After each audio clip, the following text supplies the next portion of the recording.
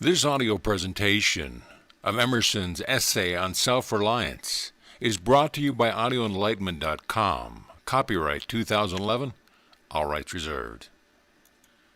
Verse: Man is his own star, and the soul that can render an honest and a perfect man. Commands all light, all influence, all fate. Nothing to him falls early or too late. Our acts are angels, are good or ill, are fatal shadows that walk by us still. Epilogue to Beaumont and Fletcher's Honest Man Fortune. Cast the banting on the rocks, suckle him with the she-wolf's teat, wintered with the hawk and fox, power and speed be hands and feet. Essay, Self-Reliance. I read the other day some verses written by an eminent painter, which were original and not conventional. The soul always hears an admonition in such lines, let the subject be what it may. The sentiment they instill is of more value than any thought they may contain. To believe your own thought, to believe that what is true for you in your private heart is true for all men, that is genius. Speak your latent conviction, and it shall be the universal sense. For the inmost in due time becomes the outmost, and our first thought is rendered back to us by the trumpets of the last judgment. Familiar as the voice of the mind is to each, and the highest merit we ascribe to Moses, Plato, and Milton is, that they set at naught books and traditions, and spoke not what men but when they thought. A man should learn to detect and watch that gleam of light which flashes across his mind from within, more than the luster of the firmament of bards and sages. Yet he dismisses without notice his thought, because it is his. In every work of genius we recognize our own rejected thoughts. They come back to us with a certain alienated majesty. Great works of art have no more affecting lesson for us than this. They teach us to abide by our spontaneous impression with good-humored inflexibility than most when the whole cry of voices is on the other side. Else tomorrow a stranger will say with masterly good sense precisely what we have thought and felt all the time, and we shall be forced to take with shame our own opinion from another. There is a time in every man's education when he arrives at the conviction that envy is ignorance, that imitation is suicide, that he must take himself for better, for worse, as his portion, that though the wide universe is full of good, no kernel of nourishing corn can come to him, but through his toil bestowed on that plot of ground which is given to him to till. The power which resides in him is new in nature, and none but he knows what that is character, one fact, makes much impression on him, and another none. This sculpture in the memory is not without pre-established harmony. The eye was placed where one ray should fall, that it might testify of that particular ray. We have but half expressed ourselves, and are ashamed of that divine idea which each of us represents. It may be safely trusted as proportionate and of good issues, so it be faithfully imparted, but God will not have his work made manifest by cowards. A man is relieved and gay but when he has put his heart into his work and done his best, but what he has said or done otherwise shall give him no peace. It is a deliverance which does not deliver. In the attempt his genius deserts him, no muse befriends, no invention, no hope. Trust thyself. Every heart vibrates to that iron string. Accept the place the divine providence has found for you, the society of your contemporaries, the connection of events. Great men have always done so, and confided themselves childlike to the genius of their age, betraying their perception that the absolutely trustworthy was seated at their heart, working through their hands, predominating in all their being.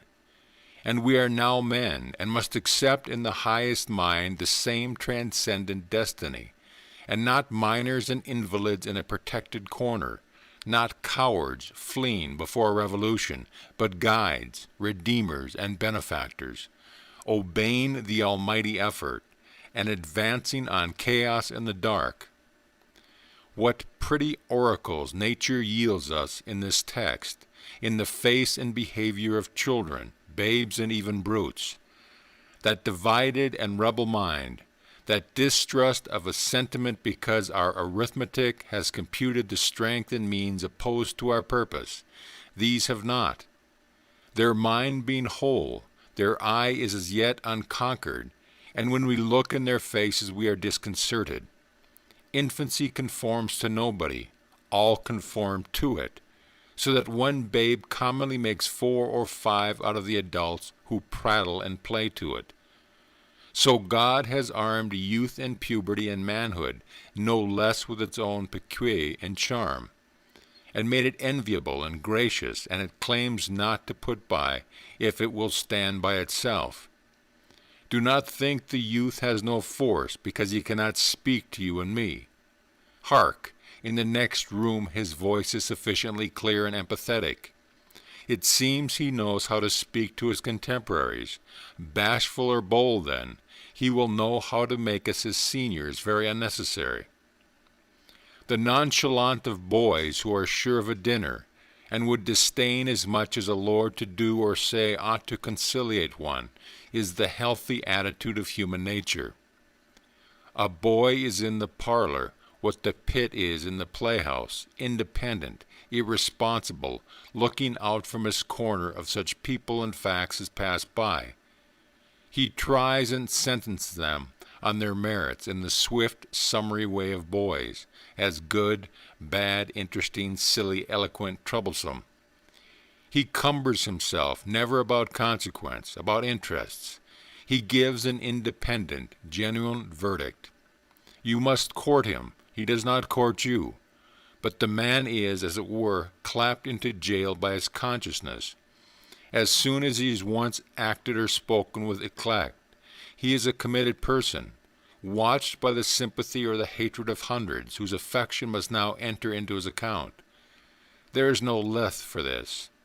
Ah, that he could pass again into his neutrality. Who can thus avoid all pledges, and having observed, observe again for the same unaffected, unbiased, unbribable, unfrighted innocence, must always be formidable. He would utter opinions on all passing affairs, which being seen to be not private but necessary, would sink like darts into the ear of men, and put them in fear. These are the voices which we hear in solitude, but they grow faint and inaudible as we enter into the world. Society everywhere is in conspiracy against the manhood of every one of its members. Society is a joint stock company in which the members agree, for the better securing of his bread to each shareholder, to surrender the liberty and culture of the eater. The virtue is most requests conformity. Self-reliance is its aversion. It loves not realities and creators, but names and customs. Whoso would be a man must be a nonconformist. He who would gather immortal palms must not be hindered by the name of goodness, but must explore if it be goodness. Nothing is at last sacred but the integrity of your own mind. Absolve you to yourself, and you shall have the suffrage of the world. I remember an answer which when quite young I was prompted to make to a valued adviser, who was wont to importune me with the dear old doctrines of the Church. On my saying, "What have I to do with the sacredness of traditions if I live wholly from within?" my friend suggested, "But these impulses may be from below, not from above," I replied. "They do not seem to me to be such. But if I am the devil's child, I will live then from the devil. No law can be sacred to me but that of my nature. Good and bad are but names very readily transferable to that or this. The only right is what is after my constitution, the only wrong what is against it. A man is to carry himself in the presence of all opposition, as if everything were titular and ephemeral, but he. I am ashamed to think how easily we capitulate to badges and names, to large societies and dead institutions. Every decent and well-spoken individual affects and sways me more than is right. I ought to go upright and vital, and speak the rude truth in all ways. If malice and vanity wear the coat of philanthropy, shall that pass? If an angry bigot assumes this bountiful cause of abolition, and comes to me with his last news from Barbados, why should I not say to him, Go love thy infant, love thy woodchopper, be good-natured and modest, have that grace and never varnish your hard, uncharitable ambition with this incredible tenderness for black folk 1,000 miles off. Thy love afar is spite at home.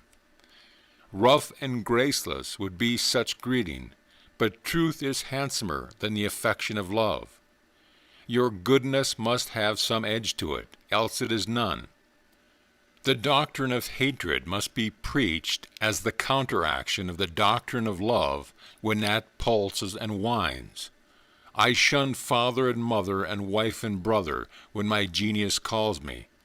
I would write on the lintels of the doorstop, Whim, I hope it is somewhat better than whim at last, but we cannot spend the day in explanation.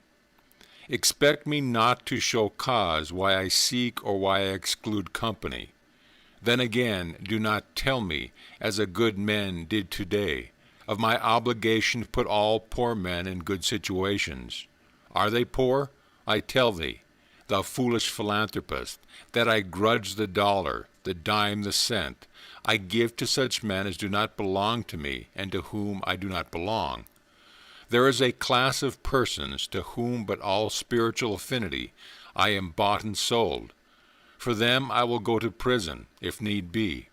But your miscellaneous popular charities, the education at college of fools, the building of meeting houses to the vain end to which may now stand, alms to sots, and the thousand-fold relief societies, though I confess with shame, I sometimes succumb and give the dollar.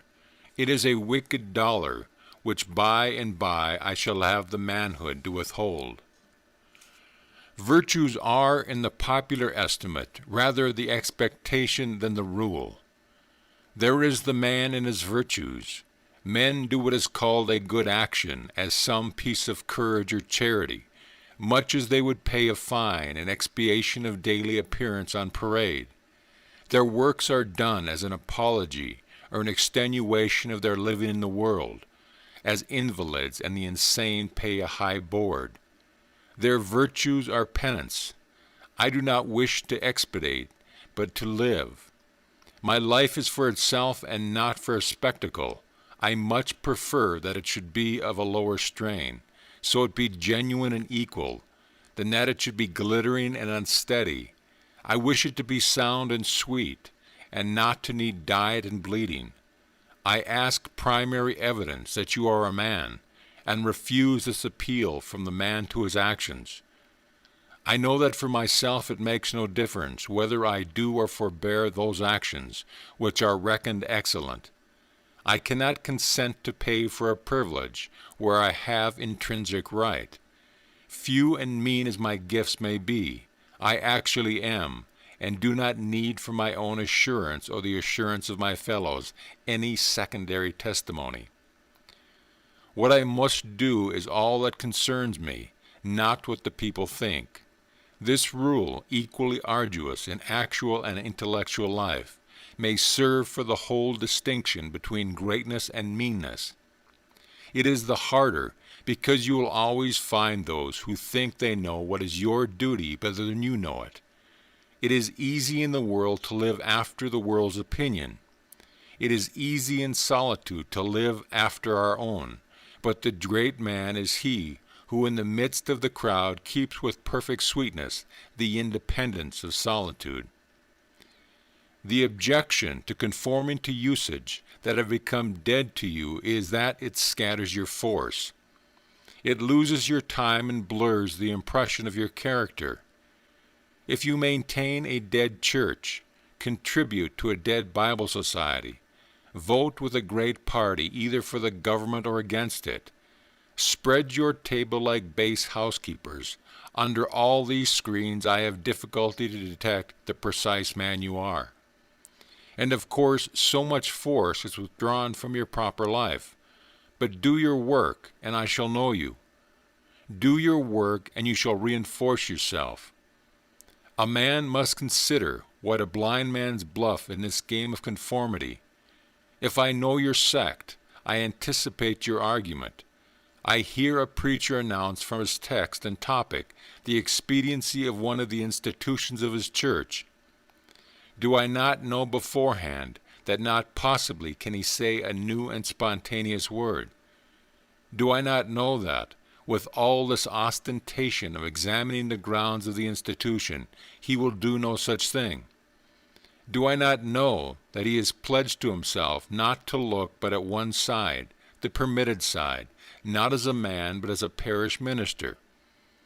He is a retained attorney, and these airs of the bench are the emptiest affectation. While most men have bound their eyes with one or another handkerchief and attached themselves to some of their communities of opinion, this conformity makes them not false in a few particulars, authors of a few lies, but false in all particulars. Their every truth is not quite true.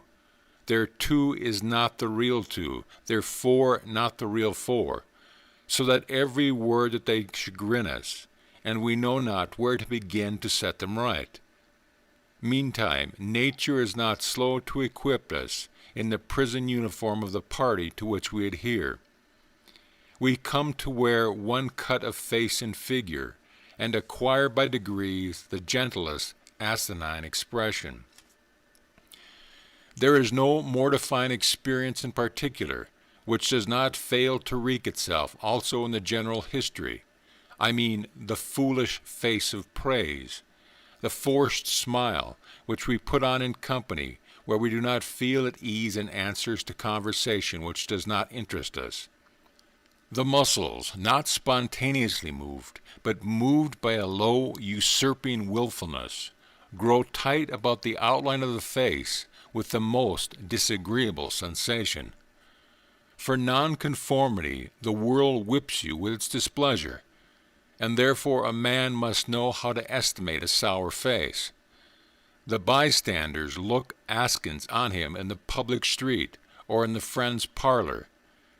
If this aversation had its origin in contempt and resistance like his own, he might well go home with a sad countenance. But the sour faces of the multitude, like the sweet faces, have no deep cause, but are put on and off as the wind blows and a newspaper directs. Yet it is the discontent of the multitude more formidable than that of the Senate and the college. It is easy enough for a firm man who knows the world to brook the rage of the cultivated classes. Their rage is decorous and prudent, for they are timid as being very vulnerable themselves. But when to their feminine rage the indignation of the people is added, when the ignorant and the poor are aroused, when the unintelligent brute force that lies at the bottom of society is made to growl and mow, it needs the habit of magnanimity and religion to treat it godlike as to trifle of no concernment. The other terror that scares us from self-trust is our consistency, a reverence for our past act or word, because the eyes of others have no other data for computing our orbit than our past acts, and we are loath to disappoint them. But why should you keep your head over your shoulder? Why drag about this corpse of your memory, lest you contradict somewhat you have started in this or that public place? Suppose you should contradict yourself, what then? It seems to be a rule of wisdom never to rely on your memory alone, scarcely even in acts of pure memory, but to bring the past for judgment into the thousand-eyed present, and live ever in a new day. In your metaphysics, you have denied personality to the deity. Yet when the devout motions of the soul come, yield to them heart and life, though they should clothe God with shape and color. Leave your theory, as Joseph his coat in the hand of the harlot, and flee. A foolish consistency is the hobgoblin of little minds, adored by little statesmen and philosopher and divines. With consistency, a great soul has simply nothing to do. He may as well concern himself with his shadow on the wall. Speak what you think now in hard words, and tomorrow speak what tomorrow thinks in hard words again, though it contradict everything you said today. So you shall be sure to be misunderstood. Is it so bad then to be misunderstood? Pythagoras was misunderstood, and Socrates, and Jesus and Luther, Copernicus, Galileo and Newton, and every pure and wise spirit that ever took flesh. To be great is to be misunderstood. I suppose no man can violate his nature. All the sallies of his will are rounded in by the law of his being, as the inequalities of the Andes and Himalaya are insignificant in the curve of the sphere, nor does it matter how you gauge and try him. A character is like an acrostic or Alexandrian stanza. Read it forward, backward, or across, it still spells the same thing. In this pleasing, contrite wood life which God allows me, let me record day by day my honest thought without prospect or retrospect, and I cannot doubt it will be found symmetrical, though I mean it not and see it not.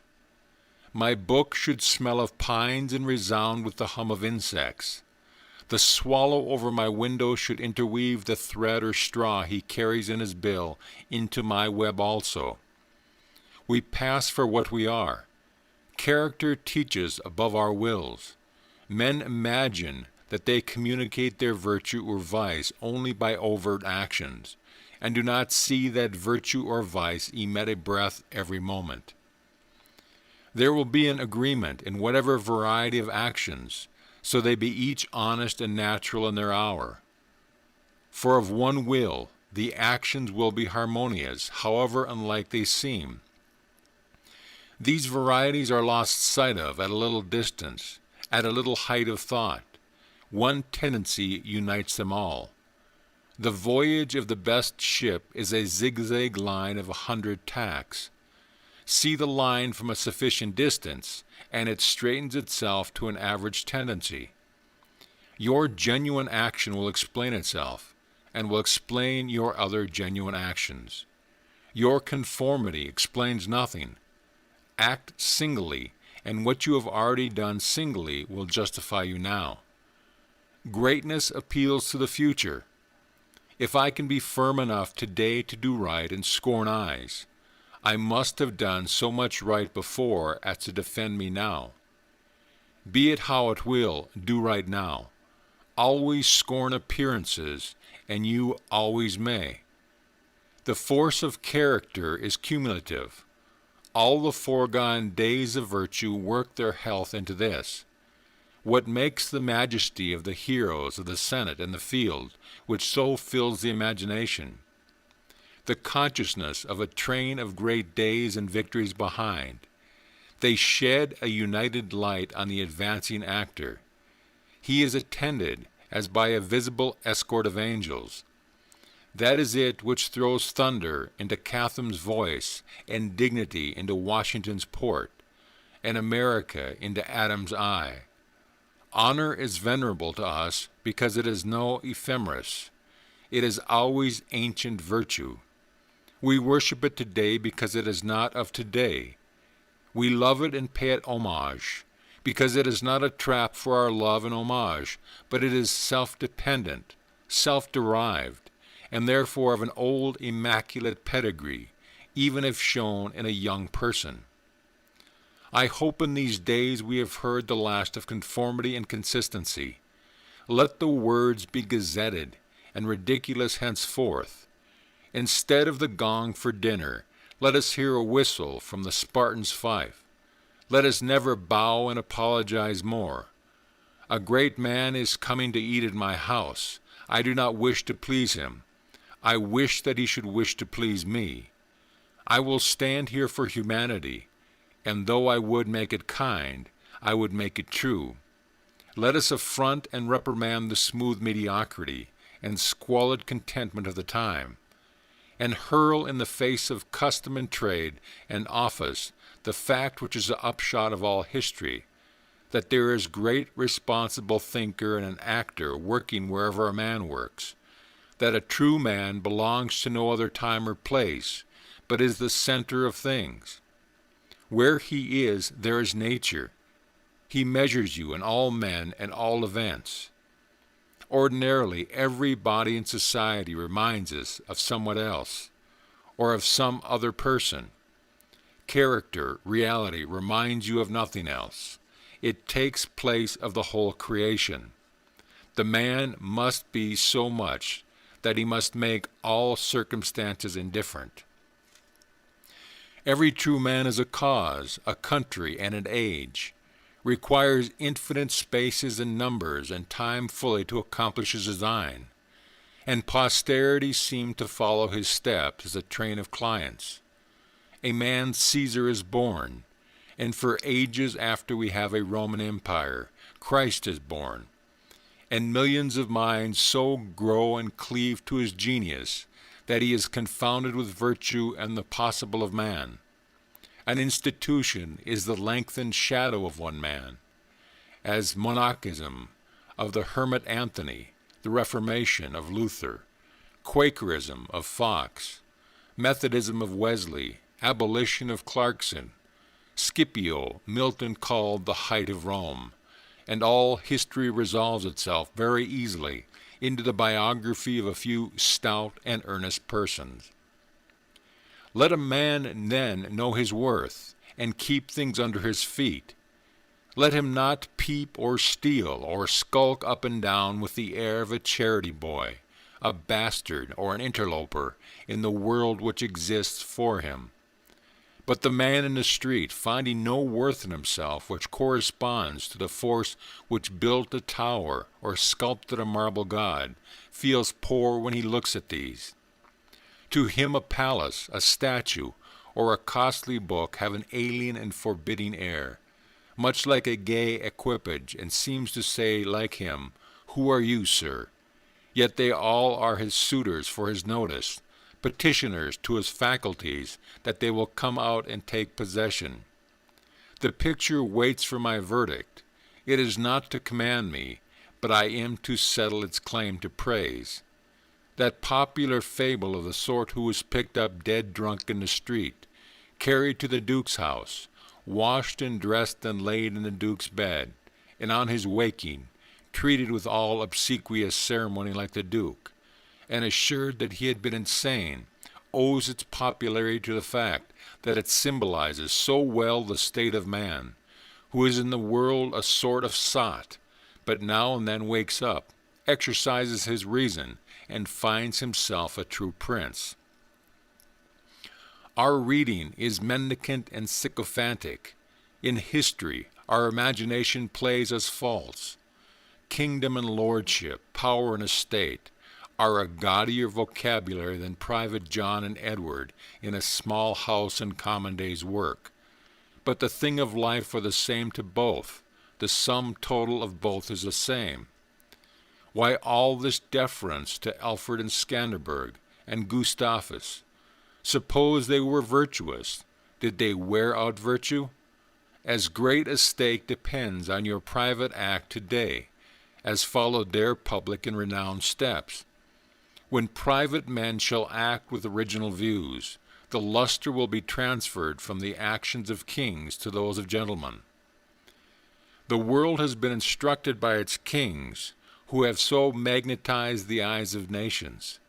It has been taught by this colossal symbol that mutual reverence that is due from man to man, the joyful loyalty with which men have everywhere suffered the king, the noble or the great proprietor, to walk among them by a law of his own, make his own scale of men and things, and reverse theirs, pay for benefits not with money but with honor, and represent the law in his person, was the hieroglyphic by which they obscurely signified their consciousness of their own right and comeliness, the right of every man. The magnetism which all original actions exerts is explained when we inquire the reason of self-trust. Who is the trustee? What is the aboriginal self on which a universal reliance may be grounded? What is the nature and power of that science-baffling star, without parallax, without calculable elements, which shoots a ray of beauty even into trivial and impure actions, if the least mark of independence appear? The inquiry leads us to that source, at once the essence of genius, of virtue, and of life, which we call spontaneity or instinct. We denote this primary wisdom as intuition, whilst all later teachings are tuitions. In that deep force, the last fact behind which analysts cannot go, all things find their common origin. For the sense of being which in calm hours rises, we know not how, in the soul, is not diverse from things, from space, from light, from time, from man, but one with them, and proceeds obviously from the same source whence their life and being also proceed. We first share the life by which things exist, and afterwards see them as appearances in nature, and forget that we have shared their causes. Here is the fountain of action and of thought. Here are the lungs of that inspiration which giveth man wisdom, and which cannot be denied without impiety and atheism. We lie in the lap of immense intelligence, which makes us receivers of its truth and organs of its activity. When we discern justice, when we discern truth, we do nothing of ourselves, but allow a passage to its beams. If we ask whence this comes, if we seek to pry into the soul that causes, all philosophy is at fault. Its presence or its absence is all we can affirm. Every man discriminates between the voluntary acts of his mind and his involuntary perceptions, and knows that to his involuntary perception a perfect faith is due. He may err in the expression of them, but he knows that these things are so, like day and night, not to be disputed. My willful actions and acquisitions are but roving. The idlest reverie, the faintest native emotion, command my curiosity and respect.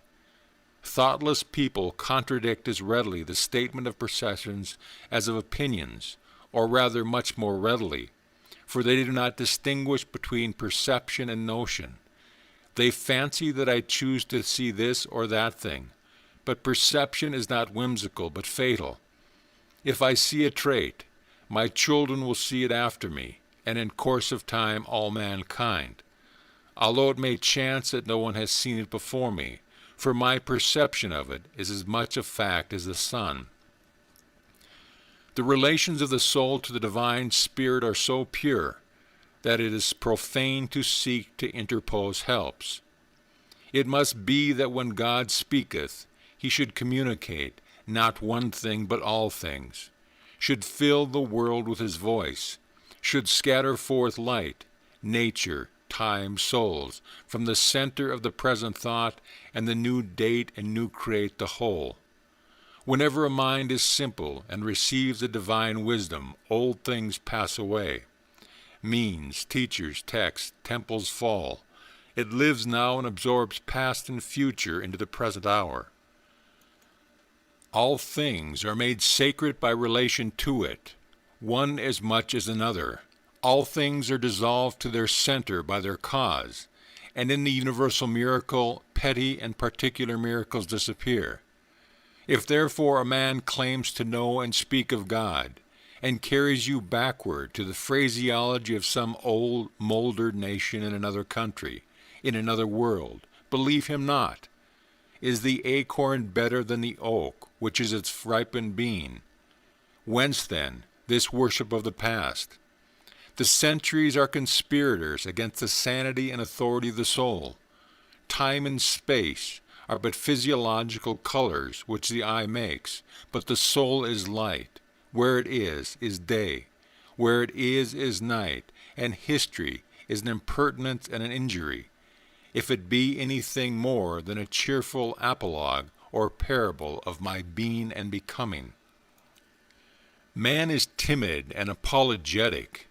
He is no longer upright. He dares not say, I think, I am, but quotes some saint or sage. He is ashamed before the blade of grass or the blowing rose. These roses under my window make no reference to former roses or to better ones. They are for what they are. They exist with God today. There is no time to them. There is simply the rose. It is perfect in every moment of existence. Before a leaf bud has burst, its whole life acts. In the full-blown flower there is no more. In the leafless root there is no less. Its nature is satisfied, and it satisfies nature in all moments alike. But man postpones or remembers. He does not live in the present, but with reverted eye laments the past, or heedless of the riches that surround him, stands on tiptoe to foresee the future. He cannot be happy and strong until he too lives with nature in the present, above time. This should be plain enough. Yet see what strong intellects dare not yet hear God himself, unless he speak of the phraseology of I know not what David or Jeremiah or Paul. We shall not always set so great a price on a few texts, on a few lives. We are like children who repeat by rote the sentence of grand dames and tutors, and as they grow older, of the men of talents and character they chance to see, painfully recollecting the exact words they spoke afterwards, when they come into the point of view which those who had uttered those sayings, they understand them, and are willing to let the words go. For at any time they can use words as good when the occasion comes. If we live truly, we shall see truly. It is as easy for the strong man to be strong as it is for the weak to be weak. When we have new perception, we shall gladly disburden the memory of its hoarded treasures as old rubbish. When a man lives with God, his voice shall be as sweet as the murmur of the brook and the rustle of the corn. And now at last the highest truth of the subject remains unsaid, probably cannot be said, for all that we say is the far-off remembering of the intuition. That thought, by what I can now dearest approach to me say, is this: when good is near you, when you have life in yourself, it is not by any known or accustomed way. You shall not discern the footprints of any other. You shall not see the face of man. You shall not hear any name. The way, the thought, the good, shall be wholly strange and new. It shall exclude example and experience. You take the way from man, not to man. All persons that ever existed are its forgotten ministers. Fear and hope are alike beneath it. There is somewhat low even in hope. In the hour of vision, there is nothing that can be called gratitude, nor properly joy. The soul raised over passion holds identity and eternal causation, perceives the self-existence of truth and right, and calms itself with knowing that all things go well. Vast spaces of nature, the Atlantic Ocean, the South Sea, long intervals of time, years, centuries, are of no account. This which I think and feel underlie every former state of life and circumstances, as it does underlie my present, and what is called life, and what is called death. Life only avails, not the having lived. Power ceases in the instant of repose. It resides in the moment of transition from a past to a new state, in the shooting of the gulf, in the darting to an aim. This one fact the world hates, that the soul becomes, for that forever degrades the past, turns all riches to poverty, all reputation to a shame, confounds the saint with the rogue, shoves Jesus and Judas equally aside. Why then do we prate on self-reliance? Inasmuch as the soul is present, there will be power not confident but agent. To talk of reliance is a poor external way of speaking. Speak rather of that which relies, because it works and is. Who has more obedience than I master me, though he should not raise his finger? Round him I must revolve by the gravitation of spirits. We fancy it rhetoric when we speak of eminent virtue. We do not yet see what virtue is. Height, and that a man or a company of men, plastic and permeable to principles, by the law of nature must overpower and ride all cities, nations, kings, rich men, poet, who are not. This is the ultimate fact which so quickly reach on this, as on every topic, the resolution of all into the ever-blessed One. Self-existence is the attribute of the supreme cause, and it constitutes the measure of good by the degree in which it enters into all lower forms. All things real are so by so much virtue as they contain. Commerce, husbandry, hunting, whaling, war, eloquence, personal weight are somewhat, and engage my respect as examples of its presence and impure action. I see the same law working in nature for conservation and growth. Power is in nature the essential measure of right. Nature suffers nothing to remain in her kingdom which cannot help itself. The genesis and maturation of a planet, its poise in orbit, the bended tree recovering itself from the strong wind, the vital resources of every animal and vegetable are demonstrations of the self-sufficing and therefore self-relying soul. Thus all concentrates. Let us not rove. Let us sit at home with the cause. Let us stun and astonish the intruding rabble of men in books and institutions by a simple declaration of the divine fact. Bid the invaders take the shoes from off their feet, for God is here within. Let our simplicity judge them, and our docility to our own law demonstrate the poverty of nature and fortune besides our native riches. But now we are a mob. Man does not stand in awe of man, nor is his genius admonished to stay at home, to put itself in communication with the internal ocean, but it goes abroad to beg a cup of water of the urns of other men. We must go alone. I like the silent church before the service begins, better than any preaching. How far off, how cool, how chaste the persons look. Beget each other with a present of sanctuary.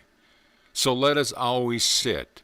Why should we assume the faults of our friends, or wife or father or child, because they sit around our hearth, or are said to have the same blood? All men have my blood, and I have all men's. Not for that will I adopt their petulance or folly, even to the extent of being ashamed of it. But your isolation must not be mechanical, but spiritual, that is, must be elevation. At times the whole world seems to be in conspiracy to importune you with empathetic trifles. Friend, client, child, sickness, fear, want, charity, all knock at once at thy closet door and say, "Come out unto us." But keep thy state, come not into their confusion. The power men possess to annoy me, I give them by a weak curiosity. No man can come near me but through my act. What we love that we have, but by desire we bereave ourselves of the love. If we cannot at once rise to the sanctities of obedience and faith, let us at least resist our temptations. Let us enter into the state of war and wake Thor and Wooden, courage and consistency in our Saxon brains. This is to be done in our smooth times by speaking the truth. Check this line hospitality and line affection. Live no longer to the expectation of those deceived and deceiving people with whom you converse. Say to them, O Father, O Mother, O Wife, O Brother, O Friend, I have lived with you after appearances hitherto. Henceforth I am the truth. Be it known unto you that henceforth I obey no law less than the eternal law. I will have no covenants but proximities. I shall endeavor to nourish my parents, to support my family, to be the chaste husband of one wife. But these relations I must fill after a new and unprecedented way. I appeal from your customs. I must be myself. I cannot break myself any longer for you or you. If you can love me for what I am, we shall be the happier. If you cannot, I will still seek to deserve that you should. I will not hide my taste or aversions. I will so trust that what is deep and is holy, that I will do strongly before the sun and moon whatever inly rejoices me, and the heart appoints. If you are noble, I will love you. If you are not, I will not hurt you and myself by hypocritical attentions. If you are true, but not in the same truth with me, cleave to your companions, I will seek my own. I do this not selfishly, but humbly and truly. It is alike your interest and mine, and all men's, however long we have dwelt in lies to live in truth. Does this sound harsh today? You will soon love what is dictated by your nature as well as mine, and if we follow the truth, it will bring us out safe at last. But so you may give these friends pain. Yes, but I cannot tell my liberty and my power to save their sensibility. Besides, all persons have their moments of reason. When they look into the region of absolute truth, then will they justify me and do the same thing. The populace think that your rejection of popular standards is a rejection of all standard and mere antinism, and the bold sensualist will use the name of philosophy to gild his crimes. But the law of consciousness abides. There are two confessionals, in one or the other with which we must be shriven. You may fulfill your round of duties by clearing yourself in the direct or in the reflex way. Consider whether you have satisfied your relation to father, mother, cousin, neighbor, town, cat, and dog, whether any of these can upbraid you. But I may also neglect this reflex standard and absolve me to myself. I have my own stern claims and perfect circle. It denies the name of duty to many offices that are called duties. But if I can discharge its debt, it enables me to dispense with popular code. If anyone imagines that this law is lax, let him keep its commandment one day. And truly it demands something godlike in him who has cast off the common motives of humanity, and has ventured to trust himself for a taskmaster. High be his heart, faithful his will, clear his sight, that he may in good earnest be doctrine, society, law to himself, that a simple purpose may to him as strong as iron necessary is to others. If any man consider the present aspects of what is called by distinction society, he will see the need of these ethics. The sinew and heart of man seems to be drawn out, and we are becoming timorous, desponding whimperers. We are afraid of truth, afraid of fortune, afraid of death, and afraid of each other. Our age yields no great and perfect persons. We want men and women who shall renovate life and our social state, but we see the most natures are insolvent, cannot satisfy their own wants, have an ambition out of all proportion to their practical force, and do lean and beg day and night continually. Our housekeeping is mendicant. Our arts, our occupations, our marriages, our religion, we have not chosen, but society has chosen for us. We are parlor soldiers. We shun the rugged battle of fate, where strength is born. If our young men miscarry in their first enterprise, they lose all heart. If the young merchant fails, men say he is ruined. If the finest genius studies at one of our colleges and is not installed in the office within 1 year afterwards in the cities or suburbs of Boston or New York, it seems to his friends and to himself that he is right in being disheartened, and is complaining the rest of his life. A sturdy lad from New Hampshire or Vermont, who in turn tries all the professions, who teams it, farms it, peddles, keeps a school, preaches, edits a newspaper, goes to Congress, buys a township, and so forth, in successive years, and always like a cat falls on his feet, is worth 100th of these city dolls. He walks abreast with his days, and feels no shame in not studying a profession, for he does not postpone his life, but lives already. He has not one chance but 100 chances. Let a Stoic open the resources of man, and tell men they are not leaning willows, but can and must detach themselves, that with the exercise of self-trust new power shall appear. That a man is the Word made flesh, born to shed healing to the nations. That he should be ashamed of our compassion, and at the moment he acts from himself, tossing the laws, the books, idolatries, and customs out of the window, we pity him no more, but thank and revere him. And that teacher shall restore the life of man to splendor, and make his name dear to all history. It is easy to see that a greater self-reliance must work a revolution in all the offices and relations of men, in their religion, in their education, in their pursuits, their modes of living, their association and their property, in their speculative views. In what prayers do men allow themselves? That which they call a holy office is not so much as brave and manly. Prayer looks abroad and asks for some foreign addition to come through some foreign virtue, and loses itself in endless mazes of natural and supernatural, and mediatorial and miraculous. Prayer that craves a particular commodity, anything less than all good, is vicious. Prayer is the contemplation of the facts of life from the highest point of view. It is the soliloquy of a beholding and jubilant soul. It is the Spirit of God pronouncing his work good, but prayer as a means to effect a private end is meanness and theft. It supposes dualism and not unity in nature and consciousness. As soon as the man is at one with God, he will not beg. He will then see prayer in all action. The prayer of the farmer kneeling in his field to weed it, the prayer of the rower kneeling with the stroke of his oar, are true prayers heard throughout nature.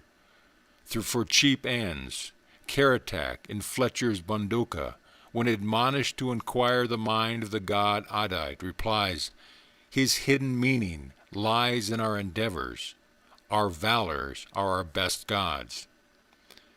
Another sort of false prayers are our regrets.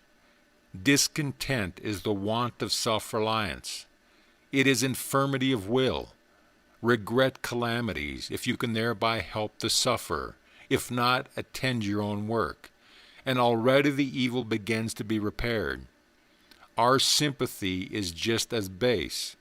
We come to them who weep foolishly and sit down and cry for company, instead of imparting them truth and health and rough electric shocks, putting them once more in communication with their own reason. The secret of fortune is joy in our hands. Welcome evermore to gods and men is the self-helping man. For him all doors are flung wide. Him all tongues greet, all honors crown. All eyes follow with desire. Our love goes out to him and embraces him, because he did not need it. We solicitously and apologetically caress and celebrate him, because he held on his own way and scorned our disapprobation. The gods love him because men hated him. To the persevering mortal, says Zoroaster, the blessed immortals are swift. As men, prayers are the disease of the will, so are their creeds a disease of the intellect. They say, who's those foolish Israelites, let not God speak to us, lest we die. Speak thou, speak any man with us, and we will obey.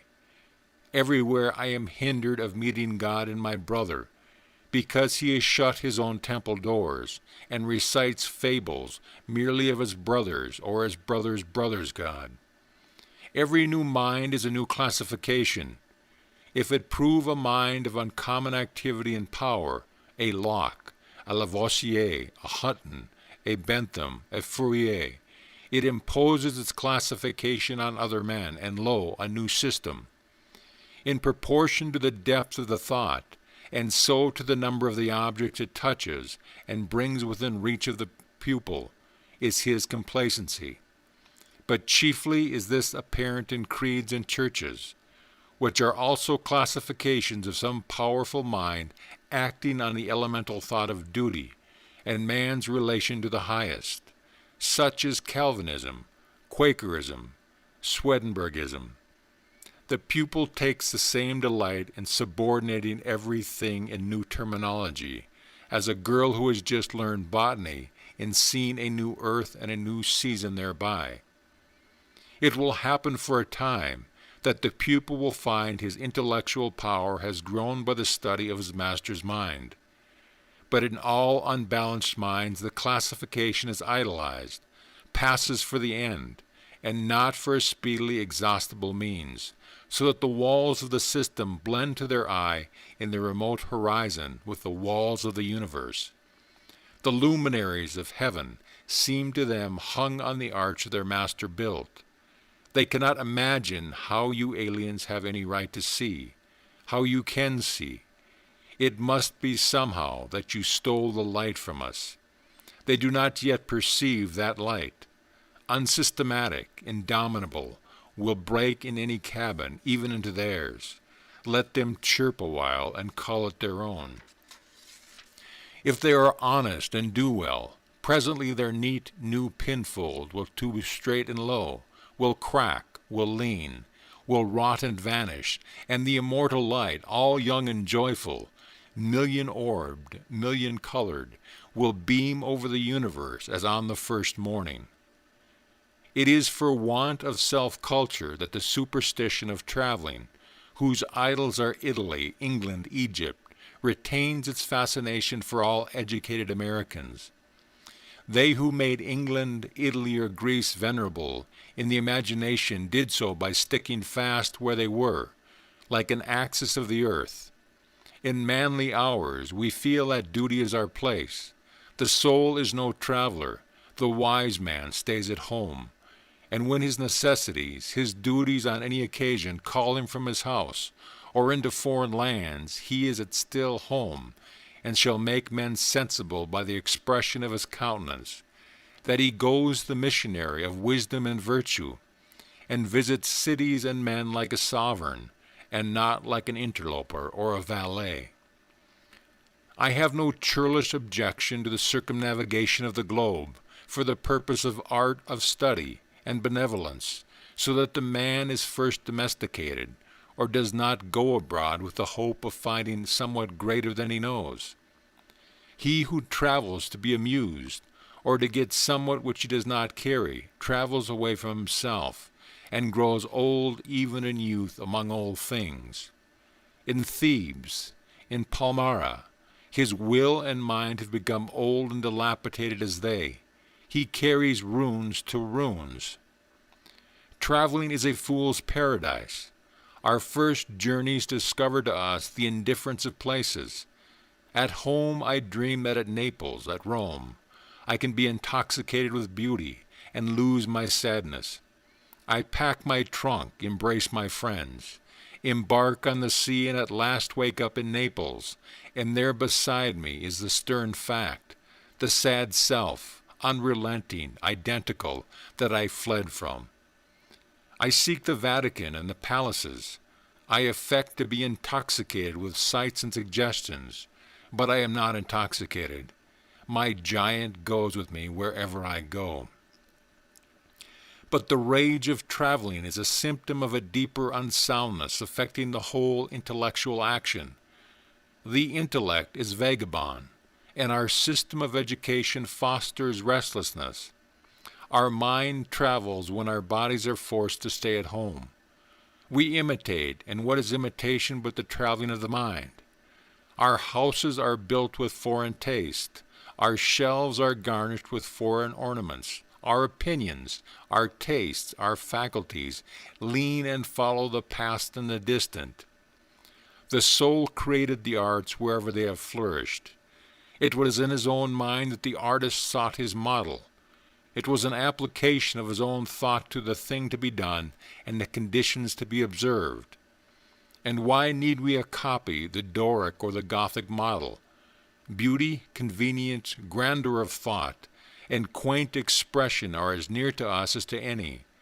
And if the American artist will study with hope and love the precise thing to be done by him, considering the climate, the soil, the length of the day, the wants of the people, the habit and form of the government, he will create a house in which all these will find themselves fitted, and tasted and sentiment will be satisfied also.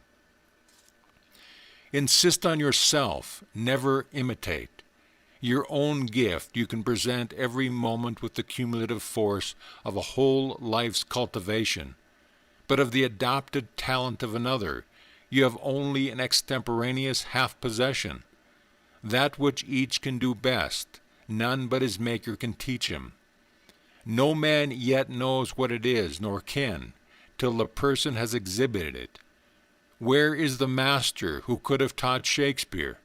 Where is the master who could have instructed Franklin or Washington, Bacon or Newton? Every great man is unique. The Scipionism of Scipio is precisely that part he could not borrow. Shakespeare will never be made by the study of Shakespeare. Do that which is assigned to you, and you cannot hope too much or dare too much. There is at this moment for you an utterance brave and grand as that of the colossal chisel of Phidias, or trowel of the Egyptians, or the pen of Moses or Dante, but different from all of these. Not possibly will the soul all rich, all eloquent, with thousand cloven tongue, deign to repeat itself. But if you can hear what these patriarchs say, surely you can reply to them in same pitch of voice, for the ear and the tongue are two organs of one nature. Abide in the simple and noble regions of thy life. Obey thy heart, and thou shalt reproduce the full world again. As our religion, our education, our art looked abroad, so does our spirit of society. All men plume themselves on the improvements of society, and no man improves. Society never advances. It recedes as fast on one side as it gains on the other. It undergoes continual changes. It is barbarous. It is civilized. It is Christianized. It is rich. It is scientific. But these changes is not a moralization.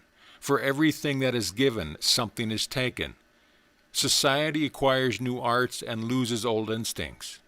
What a contrast between the well-clad, reading, writing, thinking American, with a watch, a pencil, a bill of exchange in his pocket, and the naked New Zealander, whose property is a club, a spear, and a mat, and an undivided 20th of a shed to sleep under.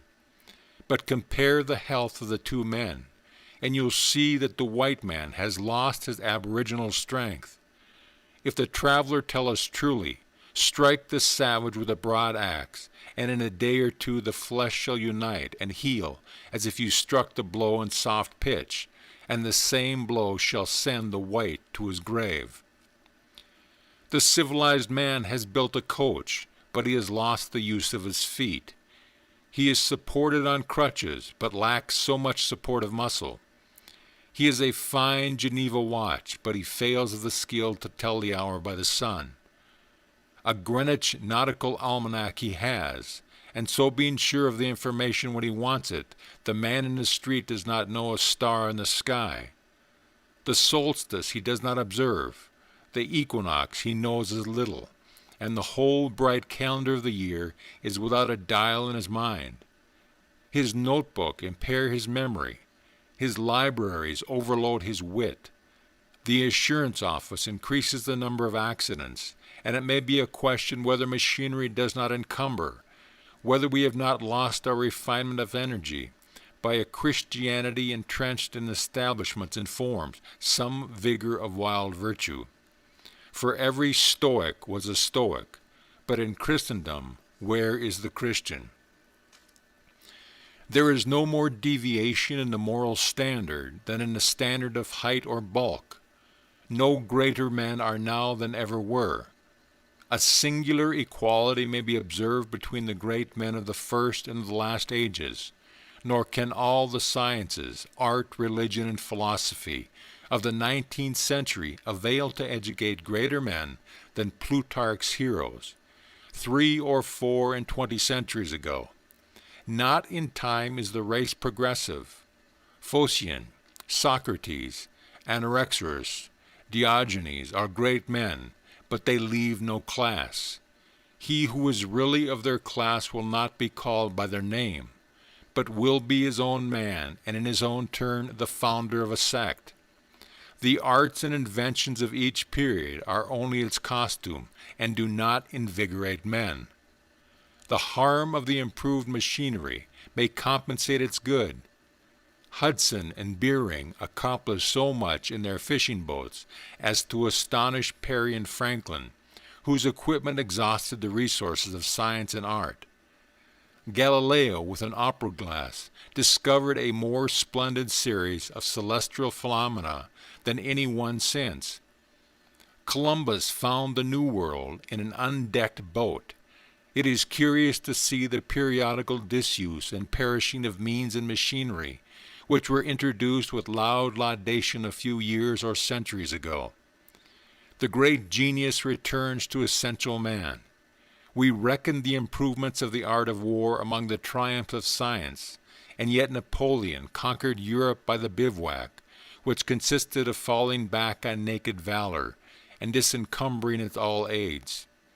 The emperor held it impossible to make a perfect army, says La Casa, without abolishing our arms, magazines, commissaries, and carriages, until, in imitation of a Roman custom, the soldier should receive his supply of corn, grind it in his own hand mill, and bake his bread himself. Society is a wave. The wave moves onward, but the water on which it is composed does not.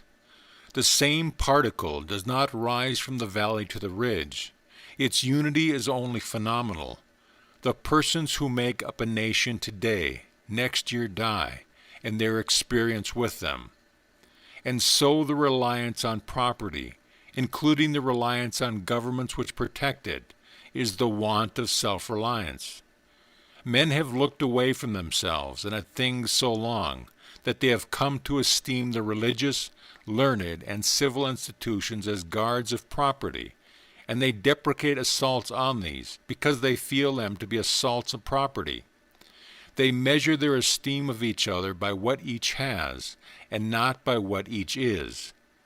But a cultivated man becomes ashamed of his property, out of new respect for his nature. Especially he hates what he has if he sees that it is accidental, came to him by inheritance or gift or crime.